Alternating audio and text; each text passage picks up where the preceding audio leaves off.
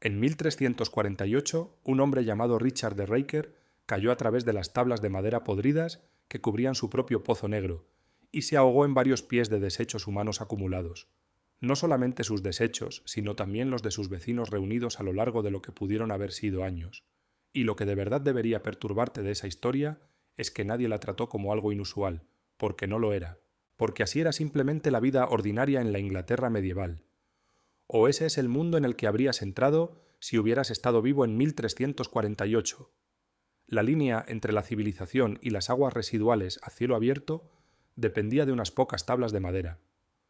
Aproximadamente el 80% de la población pasaba su vida realizando un trabajo agrícola agotador. El concepto de los gérmenes no existiría hasta 5 siglos después, y la explicación médica más sofisticada de por qué millones de personas estaban muriendo apuntaba a que los planetas estaban en la posición equivocada.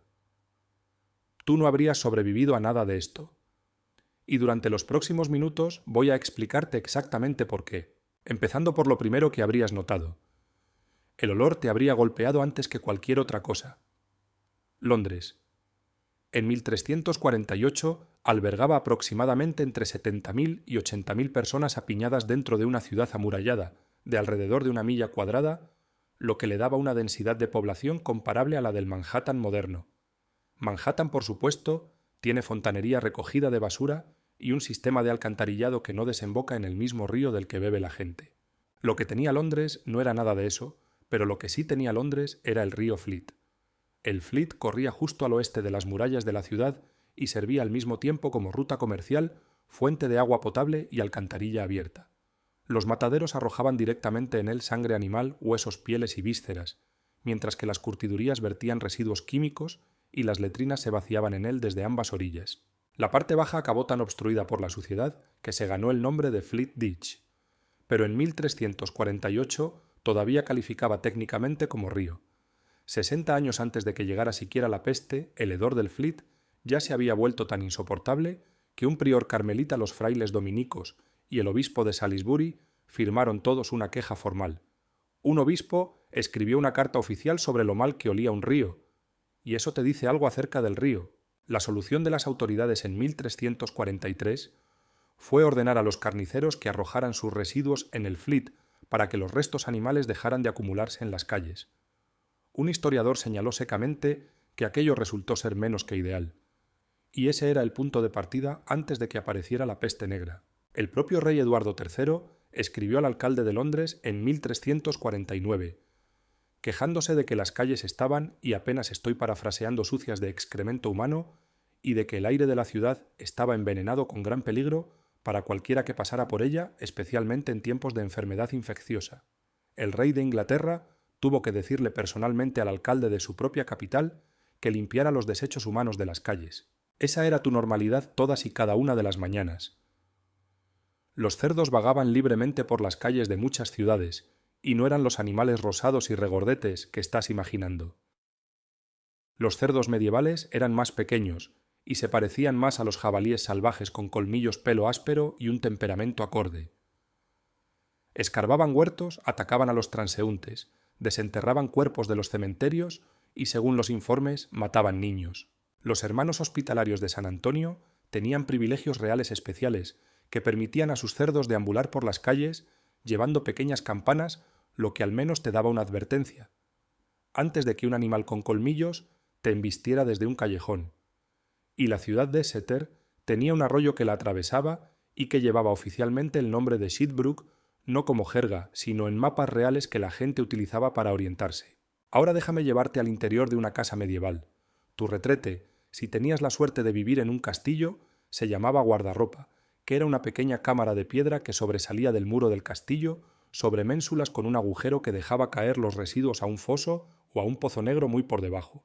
La palabra guardarropa se traduce como armario, y la ropa se almacenaba cerca del retrete a propósito, porque se creía que los vapores de amoníaco procedentes de los residuos acumulados abajo repelían los piojos y las pulgas.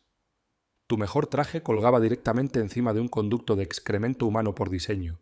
Durante el asedio de Château Gaillard en Francia, en 1204 soldados enemigos lograron entrar en la fortaleza trepando por un conducto de letrina, lo que te dice todo lo que necesitas saber tanto sobre el tamaño de esas aberturas como sobre la determinación de los ejércitos medievales. Los plebeyos usaban un orinal por la noche y lo vaciaban en el Pozo Negro cada mañana. En gran parte de la Europa medieval, la legislación sanitaria pertinente consistía en una ordenanza que exigía gritar: «Mirad abajo 3 veces antes de vaciar un orinal lleno por la ventana y arrojarlo a la calle». Esa era la ley real: gritar una advertencia 3 veces y luego dejar que la gravedad hiciera el resto. Se suponía que los pozos negros debían estar al menos a 2,5 pies de la propiedad de tu vecino si estaban revestidos de piedra, o a 3,5 pies si no lo estaban. Las filtraciones hacia las propiedades vecinas y los pozos ocurrían constantemente, mientras que un caso legal de 1347 encontró a 2 hombres que habían estado canalizando en secreto sus desechos mediante un conducto oculto hacia el sótano de un vecino, y nadie se dio cuenta hasta que el sótano se desbordó. Aquí está la cuestión sobre la higiene medieval, que la mayoría de la gente entiende completamente mal. La imagen popular de medievales universalmente sucios que nunca se bañaban y se revolcaban en la mugre durante décadas seguidas es en gran medida un mito. Y digo en gran medida porque la realidad resulta ser tanto más interesante como más trágica de lo que sugiere el estereotipo.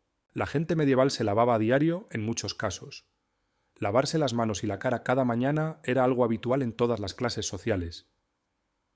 Y los manuales de etiqueta instruían a la gente a mantener las uñas limpias, evitar tocarse las orejas o la nariz, con las manos desnudas y limpiarse los labios antes de beber de una copa compartida. Y el jabón había llegado desde Oriente Medio con los cruzados que regresaban como un producto de lujo, mientras que la gente común elaboraba su propia versión con grasa animal y ceniza de madera. La ropa interior de lino hacía el trabajo pesado de la higiene medieval al absorber el sudor y la suciedad, y los ricos se la cambiaban todos los días. El historiador Ian Mortimer señaló que había muchas formas de eliminar la suciedad más allá del simple jabón y agua. Los baños públicos funcionaban por toda la Europa medieval. 32 alineaban las calles de París ya en el siglo XIII, mientras que Southwark, al otro lado del Támesis, desde Londres, tenía 18 baños calientes. Viena tenía 29, y Nuremberg presumía de 14, ganándose una reputación como una de las ciudades más limpias del continente. Incluso las pequeñas ciudades solían tener una casa de baños conectada a la panadería local, compartiendo el calor de los hornos de pan. Un escritor del siglo XII llamado Alexander Necam informó que lo despertaban pregoneros callejeros gritando que los baños estaban calientes. Mientras tanto, las ilustraciones medievales muestran a personas sentadas en grandes tinas de madera con tablas colocadas encima como mesas de comedor, comiendo y socializando mientras se remojaban, y el médico italiano del siglo XIV, Maino de Maineri, catalogó 57 maneras diferentes de tomar un baño. Ese hombre tenía opiniones muy firmes sobre el baño. Algunas de esas casas de baños en particular, las famosas estufas de Southwark, también funcionaban como burdeles. Las trabajadoras sexuales que operaban allí eran conocidas como los gansos de Winchester porque las estufas estaban autorizadas y reguladas por el obispo de Winchester, y un documento del siglo XV establecía 39 reglas que gobernaban su funcionamiento. La Iglesia medieval regulaba tanto tu higiene espiritual como la higiene de tu burdel local con el mismo entusiasmo burocrático. Los propios monjes tenían una relación más complicada con el agua. La mayoría de las órdenes monásticas limitaban los baños completos a 2 o 3 veces al año para evitar el pecado de la vanidad y la indulgencia corporal, y la regla de San Benito declaraba que el baño debía permitirse raramente a quienes estaban sanos, especialmente a los jóvenes. San Francisco de Asís fue aún más lejos y consideraba un cuerpo sin lavar como una apestosa insignia de piedad. Y sin embargo, existían casas de baños monásticas por todas partes, con la abadía de Cluny manteniendo una que albergaba 12 tinas y 45 cubículos de retrete. Mientras tanto, el monasterio de Christ Church en Canterbury tenía agua canalizada hacia su cocina, su lavadero y su enfermería, desde tanques de decantación ya en 1150. La Iglesia desconfiaba simultáneamente del baño y estaba comprometida profesionalmente con la fontanería. A través del Mediterráneo, el mundo islámico operaba a un nivel completamente distinto. Córdoba en el siglo X, bajo dominio islámico, albergaba una población de más de 500.000 personas con iluminación callejera, agua corriente y 300 casas de baños públicas. Todo ello en una época en la que Londres tenía aproximadamente 10.000 habitantes, usando el Támesis como suministro de agua y como retrete al mismo tiempo. El Hadith declaraba que la limpieza era la mitad de la fe y los musulmanes realizaban abluciones rituales 5 veces al día antes de la oración. Los médicos árabes habían dedicado capítulos enteros de sus textos médicos a la higiene. La fabricación de jabón, los desodorantes y la pasta de dientes. Los cruzados que viajaban a Tierra Santa eran descritos por escritores árabes como personas con un desprecio total por la higiene personal, y se decía que incluso sus caballeros más nobles presumían de bañarse no más de 4 veces al año. Así que los europeos medievales no eran los salvajes sin lavar de la imaginación popular, pero comparados con sus contemporáneos islámicos, iban muy por detrás. Y lo que vuelve todo esto trágico, en lugar de simplemente pintoresco, es que lo intentaban de verdad. Les importaba la limpieza, la buscaban y construían infraestructuras en torno a ella. Nada de eso importó porque la única cosa que les faltaba, la única cosa que realmente los habría salvado, era cualquier comprensión de lo que en realidad los estaba enfermando. Porque la enfermedad en 1348 se explicaba mediante 3 marcos, y los 3 eran erróneos. El primero era la teoría humoral heredada de los antiguos griegos, que sostenía que tu cuerpo contenía 4 humores, sangre, flema, bilis amarilla y bilis negra, y que la salud significaba equilibrio, mientras que la enfermedad significaba que un humor había crecido desproporcionadamente. El tratamiento consistía en restablecer ese equilibrio mediante sangrías, purgas o vómitos inducidos. El segundo marco era la teoría de los miasmas, es decir, la creencia de que el aire corrupto o envenenado, que surgía de materia en descomposición, pantanos o entornos sucios, causaba enfermedad. Esa creencia explica por qué la gente llevaba ramos de flores apretados contra la nariz, por qué las casas se fumigaban con hierbas ardiendo e incienso, y por qué se llevaban al cuello pomos aromáticos, pequeñas bolas perfumadas con hierbas y especias. Los suelos se cubrían con juncos y hierbas aromáticas como albahaca, manzanilla, lavanda, menta y romero. Todo para enmascarar los olores. Bueno, en realidad no era exactamente superstición, porque seguía cierta lógica. Las cosas podridas huelen mal, la gente enferma huele mal, y los lugares con malos olores tienen más gente enferma. La conclusión de que el mal aire causaba enfermedad tenía sentido con las pruebas disponibles, aunque fuera completamente errónea. El tercer marco era el más simple y el más psicológicamente devastador de todos. Dios estaba enfadado, tú habías pecado y esta peste era tu castigo. En octubre de 1348, el rey Felipe VI de Francia encargó a la Facultad de Medicina de la Universidad de París, la institución médica más prestigiosa de Europa, que produjera un informe oficial sobre qué estaba causando la peste. 49 de las mentes médicas más brillantes del continente unieron sus esfuerzos y concluyeron que una triple conjunción de Saturno, Júpiter y Marte en el signo de Acuario, el 20 de marzo de 1345, había corrompido la atmósfera. Apoyándose en Aristóteles, explicaron que la naturaleza cálida y húmeda de Júpiter, combinada con Marte, había causado podredumbre y putrefacción en el propio aire, y este informe se convirtió en la explicación médica más difundida y autorizada sobre la peste en toda Europa. Las personas con mayor riesgo, según estos 49 expertos, incluían a quienes estaban llenos de malos humores, a las personas que seguían un mal estilo de vida, con demasiado ejercicio, sexo y baños a los preocupados crónicos, y a las personas corpulentas con tez rojiza. Si tenías sobrepeso y eras ansioso, la Universidad de París prácticamente te había declarado un muerto en vida. Los tratamientos encajaban perfectamente con aquella comprensión. La sangría, es decir, que un médico abriera una vena y drenara tu sangre, era la intervención médica más común para casi cualquier enfermedad. Los bubones de la peste se abrían con lanceta o se cauterizaban con un hierro candente. Un remedio popular llamado el método de Vicari consistía en colocar la parte trasera desnuda de un pollo vivo directamente contra el bubón inflamado para extraer el veneno. La triaca, un compuesto de hasta 80 ingredientes, que incluía mirra, canela y opiáceos, había sido considerada un antídoto universal desde la antigüedad. El vinagre de los 4 ladrones circulaba como otra supuesta cura. La oración completaba el abanico de opciones. Nada de ello funcionaba. Guy de Chauliac, médico personal del Papa Clemente VI y uno de los cirujanos más respetados de Europa, escribió con una honestidad devastadora que los médicos se sentían inútiles y avergonzados porque no se atrevían a visitar a los enfermos por miedo al contagio, y cuando los visitaban podían hacer muy poco y no conseguían nada. El propio Chauliac contrajo la peste sufriendo una fiebre continua y un bubón en la ingle, y de alguna manera se convirtió en uno de los pocos raros que sobrevivieron. Bueno, él había aconsejado al Papa mantener fuegos encendidos continuamente en sus aposentos, lo que pudo haber ayudado sin saberlo a repeler a las pulgas. Otro médico llamado Raymond Chalmel de Vivier reconoció que la sangría era completamente inútil contra la peste, pero siguió prescribiéndola, de todos modos admitiendo que reservaba ese tratamiento específicamente para miembros de la curia romana que no le agradaban. Quizá esa sea la cosa más honesta que un médico haya dicho jamás. Y el icónico traje del médico de la peste, con la máscara de pico llena de flores secas y hierbas, todavía no existía. Un médico francés llamado Charles Delorme no lo inventaría hasta 1619, y el famoso grabado del doctor con pico data de 1656. Solo se han encontrado 2 ejemplos físicos de esas máscaras, ambos procedentes de la Alemania del siglo XVII. Si te estás imaginando una figura siniestra con una máscara de ave inclinándose sobre tu lecho de enfermo, te has adelantado unos 3 siglos. En 1348, tu médico simplemente llegaba con un cuchillo y un pollo. La medicina era espectacularmente mala y de verdad no puedo subrayarlo lo suficiente. Pero todavía ni siquiera hemos llegado a lo que estabas comiendo y bebiendo. Y vale la pena quedarse para eso.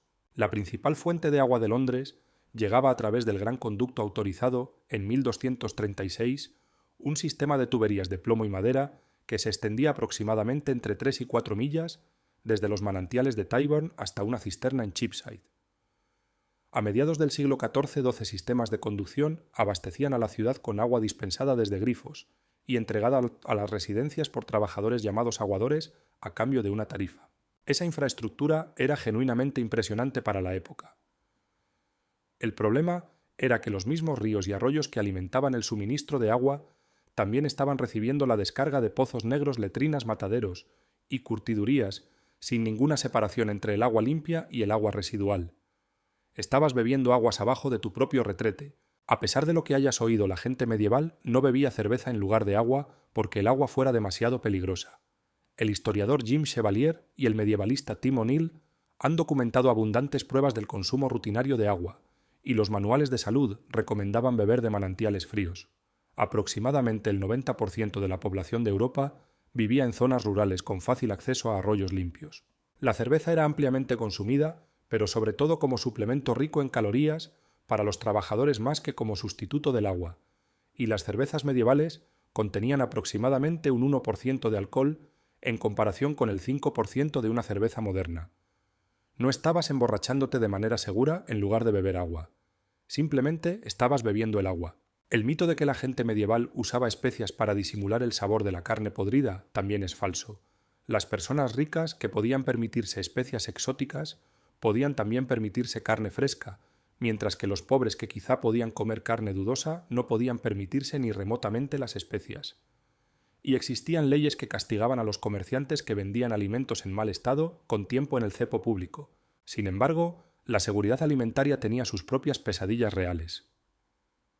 El ergotismo conocido como fuego de San Antonio provenía de un hongo llamado Claviceps purpurea, que crecía en el grano de centeno, especialmente después de inviernos fríos o húmedos, y el pan contaminado podía desencadenar convulsiones, alucinaciones, gangrena en las extremidades y la muerte. El centeno era un alimento básico en toda la Europa medieval, lo que significaba que cada día cuando comías pan estabas tirando los dados. Tus dientes curiosamente representan una de las pocas áreas en las que la gente medieval estaba mejor de lo que cabría esperar. Solo alrededor del 20% de los dientes medievales muestran signos de caries en el registro arqueológico en comparación con hasta el 90% en poblaciones de comienzos del siglo XX. Y la razón se reduce a una ausencia casi total de azúcar en la dieta. La gente se limpiaba los dientes con paños de lino ásperos, ramitas de avellano y polvos herbales hechos de salvia, romero, pimienta y sal. Mientras tanto, el propio Guy de Chauliac recomendaba eliminar el exceso de sarro y usar enjuagues antisépticos. Gerald de Gales observó que los campesinos galeses se frotaban los dientes hasta que brillaban como marfil. El problema mayor era el desgaste dental por comer diariamente pan molido con piedra con el grano arenoso desgastando lentamente el esmalte hasta hacerlo desaparecer a lo largo de toda una vida. Cuando sí aparecía un problema dental real, tus opciones se reducían a un barbero cirujano, armado con tenazas y sin anestesia, operando bajo la creencia de que diminutos gusanos que vivían dentro del diente causaban las caries. El tratamiento consistía en acercar una vela encendida al diente para ahumar a los gusanos y obligarlos a salir. Probablemente tus dientes no se pudrirían, pero todo lo demás relacionado con la odontología medieval haría que desearas que sí lo hicieran. Y fue en este mundo, o mejor dicho, en este mundo de pozos negros, y agua contaminada, y zanjas pestilentes, y arroyos inmundos, y ropa colgada sobre conductos de aguas residuales, y pan de centeno que podía provocarte gangrena donde llegó la peste negra. Hoy sabemos que comenzó en Asia Central. Un estudio de 2022 publicado en Nature rastreó el origen hasta Kara-Jigach, cerca del lago Isi-Kul, en el actual Kirguistán, donde lápidas de 1338 y 1339 inscritas en siríaco registran pestilencia, y el análisis de ADN confirmó la cepa ancestral de Yersinia pestis, la bacteria que acabaría matando a decenas de millones de personas. Desde Asia Central, la peste viajó por las rutas comerciales hasta Crimea, donde en 1346 la horda mongola, bajo Janibeg, sitió el puerto comercial genovés de Cafa. La peste devastó al ejército sitiador. Y según el cronista Gabriele de Musi, los mongoles catapultaron cadáveres infectados por encima de las murallas de la ciudad, aunque los estudiosos modernos debaten si eso sucedió realmente. Lo que sí es seguro es que los mercaderes genoveses huyeron de Cafa por barco llevando consigo la peste. 12 de esos barcos atracaron en Mesina, Sicilia, en octubre de 1347, y la mayoría de los marineros a bordo ya estaban muertos. Los vivos estaban cubiertos de hinchazones negras bubones que rezumaban sangre y pus, y la ciudad expulsó los barcos casi de inmediato. Pero nada de eso importó porque la peste ya había desembarcado. Génova, Venecia y Marsella cayeron en enero de 1348. Florencia siguió en marzo, París y Burdeos en junio, y a finales de junio la peste había cruzado el Canal de la Mancha hasta el puerto de Melcombe Regis en Dorset, y en noviembre llegó a Londres. Se movía más rápido que los ejércitos, más rápido de lo que podían viajar las noticias. Giovanni Boccaccio, escribiendo desde Florencia, describió cómo la peste saltaba de los enfermos a los sanos, mediante el contacto normal, incluso al tocar ropa u objetos, extendiéndose como el fuego prende en la madera seca. Hermano. Abandonaba al hermano, en su relato, tío abandonaba a sobrino, hermana abandonaba al hermano y padres abandonaban a sus propios hijos. Algunos caminaban llevando ramilletes de flores apretados contra la nariz, creyendo que la fragancia reconfortaría al cerebro frente al hedor de los cadáveres y los cuerpos enfermos que llenaban el aire. Entre marzo y julio, afirmó él, murieron más de 100.000 personas solo dentro de las murallas de Florencia. En Siena, un hombre llamado Agnolo Ditura del Graso dejó 5 palabras que han resonado a través de 7 siglos. Enterré a mis 5 hijos, con mis propias manos escribió, pues nadie lloraba ninguna muerte, porque todos esperaban la muerte. Y se cavaban grandes fosas y se apilaban profundamente con cuerpos algunos tan mal cubiertos que los perros los sacaban y los devoraban por las calles. Florencia perdió entre el 50 y el 80% de su población en esos meses. Venecia perdió más de 90.000 personas. Un fraile del pequeño pueblo francés de Givry, que llevaba registros minuciosos de defunciones, normalmente contaba 28 o 29 funerales al año, pero en 1348 registró 649 muertes, la mitad de ellas solo en septiembre. En toda Europa, la investigación moderna sitúa la cifra de muertos entre el 30 y el 65% de toda la población en un periodo de 6 años. El historiador Ole Benedictou sitúa la cifra en aproximadamente el 60%, unos 50 millones de personas de un total de 80 millones. Pasarían 500 años antes de que la población de Florencia recuperara los niveles anteriores a la peste.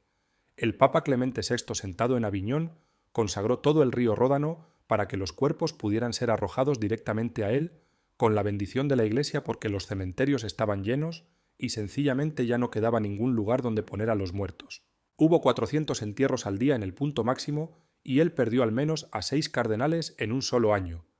Gentile da Foligno, médico principal de la Universidad de Perugia y uno de los más eminentes estudiosos de la medicina en Italia, escribió varios tratados sobre el tratamiento de la peste, siguió atendiendo pacientes cuando otros médicos huyeron y murió de la enfermedad, el 18 de junio de 1348. La princesa Juana, hija de Eduardo III, murió el 2 de septiembre en Burdeos mientras iba camino a su propia boda. Alfonso X de Castilla se convirtió en el único monarca europeo reinante muerto directamente por la peste. Murió en marzo de 1350 mientras sitiaba Gibraltar. Ninguno de sus títulos les compró un solo día extra. Siguieron respuestas desesperadas. Los flagelantes marcharon por Alemania, Flandes, Holanda, Bohemia y Dinamarca. Hombres desnudos de cintura para arriba se organizaban en campañas de exactamente 33 días y medio, una por cada año, de la vida terrenal de Cristo. Se azotaban la espalda con correas de cuero rematadas con ganchos de hierro hasta que la sangre corría libremente, deteniéndose en cada ciudad no más de un solo día. El Papa Clemente condenó el movimiento el 20 de octubre de 1349 y ordenó su disolución. Pero el público no prestó absolutamente ninguna atención, mientras comunidades judías eran masacradas por toda Europa, convertidas en chivos expiatorios como envenenadores de pozos. Aproximadamente 2000 judíos fueron quemados vivos en Estrasburgo en febrero de 1349, antes incluso de que la peste hubiera llegado a la ciudad, asesinados por causar una enfermedad que todavía no había llegado. 6000 murieron en Maguncia en un solo día. Entre 300 y 600 fueron quemados en Basilea. Clemente VI emitió 2 bulas papales defendiendo a los judíos, señalando en julio y septiembre de 1348 que los judíos estaban muriendo de la peste al mismo ritmo que los cristianos. No sirvió de nada. Y aquí está la ironía más oscura de toda esta historia. La peste y el terror que generó ayudaron a destruir la única cosa que la gente medieval había estado haciendo, que de hecho era sin saberlo buena para ellos: bañarse. En las décadas y siglos posteriores a la peste negra, se afianzó la creencia de que el agua caliente abría los poros de la piel y permitía que la enfermedad entrara en el cuerpo. Las casas de baños, que habían sido instituciones sociales prósperas durante generaciones, comenzaron a cerrar, y la epidemia de sífilis de la década de 1490 aceleró el colapso. Para 1526, el filósofo Erasmo observó que los baños públicos, que habían sido el colmo de la moda en los Países Bajos, apenas 25 años antes, habían desaparecido por completo. Enrique VIII ordenó el cierre de las estufas de Southwark en 1546. La historiadora Catherine Aschenburg demostró que los europeos se volvieron mensurablemente menos limpios durante el Renacimiento y el comienzo de la Edad Moderna de lo que habían sido durante la Edad Media, lo que significa que el miedo a la enfermedad hizo a la gente más vulnerable a la enfermedad. El siglo XVII, no el XIV, resultó ser la verdadera era de la suciedad. Tú no habrías vivido para ver nada de eso, porque en 1348 tus probabilidades de sobrevivir eran aproximadamente las de lanzar una moneda al aire, y probablemente peores. Habrías vivido en una ciudad que olía como una letrina abierta, habrías bebido agua contaminada por los desechos de tus vecinos, y habrías comido pan que podía provocarte alucinaciones y gangrena. Un médico que creía que las estrellas te habían enfermado te habría drenado la sangre. Y si eso no funcionaba, quizá habría presionado un pollo vivo contra tus ganglios linfáticos inflamados. Y habrías visto morir en el espacio de unos pocos meses a entre 1/3 y 2/3 de todas las personas que habías conocido en tu vida. Pero si sobrevivías, el mundo que te recibiría estaría tan despoblado que ovejas y ganado vagarían por campos abandonados y cosechas podridas sin que quedara nadie para atenderlas. Henry Knighton, un cronista de Leicester, lo expresó con claridad al escribir que muchas aldeas y caseríos quedaron completamente desolados y que no quedó nadie en las casas porque las personas que antes las habitaban estaban muertas. Nadie podía contratar a un segador por menos de 8 peniques con comida, ni a un cortador por menos de 12, porque el trabajo de repente tenía valor cuando tantos trabajadores habían desaparecido. Ibn Khaldún, escribiendo en 1377, captó todo el peso de lo que había sucedido. La civilización, tanto en Oriente como en Occidente, fue visitada por una peste destructiva que devastó naciones e hizo desaparecer poblaciones, escribió, y engulló muchas de las cosas buenas de la civilización, y el mundo entero habitado cambió. Y sí cambió. El mundo anterior a 1348 y el mundo posterior casi no se parecían en nada, pero murieron tantos trabajadores que los supervivientes pudieron exigir salarios más altos. Y el intento de Eduardo III de congelar los salarios en los niveles anteriores a la peste, con el Estatuto de los Trabajadores en 1351, se derrumbó casi de inmediato. La servidumbre comenzó su lenta desintegración. Venecia fue pionera en la cuarentena. Dubrovnik aprobó la primera ley formal de cuarentena del mundo en 1377, exigiendo 30 días de aislamiento obligatorio en una pequeña isla frente a la costa. Milán, bajo la familia Visconti, tapiaba casas enteras con personas infectadas y sanas selladas juntas dentro. Una medida brutal, espantosa y eficaz que dejó a la ciudad con solo un 15% de mortalidad, mientras las ciudades vecinas perdían la mitad de sus poblaciones. la salud pública, la epidemiología y la propia noción de que los gobiernos tienen el deber de proteger a los ciudadanos de la enfermedad, remontan sus orígenes a las respuestas desesperadas y a menudo crueles a la peste negra. Pero en 1348 nada de eso había ocurrido todavía. En 1348 tenías un orinal, un guardarropa, un río lleno de desechos de matadero, un médico que pensaba que tus humores estaban desequilibrados y una oración para que la conjunción de Saturno, Júpiter y Marte se resolviera sola. Tu ropa se guardaba sobre una pila de desechos humanos para mantener alejadas a las pulgas. Y eso contaba como buena higiene en aquel tiempo, lo cual te dice todo lo que necesitas saber sobre el siglo XIV.